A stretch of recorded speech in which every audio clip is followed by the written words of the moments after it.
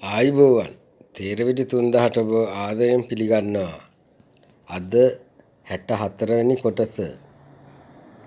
ප්‍රශ්නාංක 631. ලේන්සුවක් ගෙනාවා වතුරට දැම්මට තෙමෙන්නේ නැහැ. පිළිතුර අලකොලය. ප්‍රශ්නාංක 632. ගියාට පසු ආපසු නොයන දෙය. පිළිතුර තරුණකම. ප්‍රශ්නාංක 633. ඇස් 3යි නීති 6යි.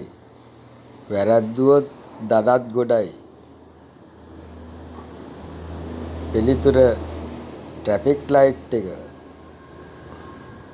ප්‍රශ්නාංක 634.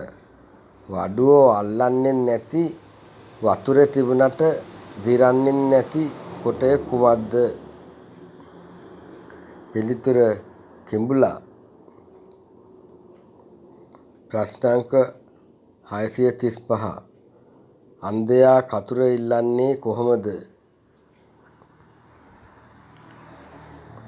පිළිතුර කටින්.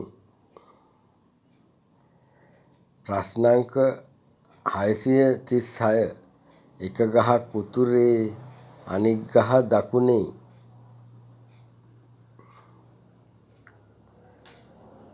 පිළිතුර තල්පොල්. ප්‍රශ්නාංක 637. ඇස් නැති වුණාට අඬනවා, කටක් නැති වුණාට කෑ ගහනවා.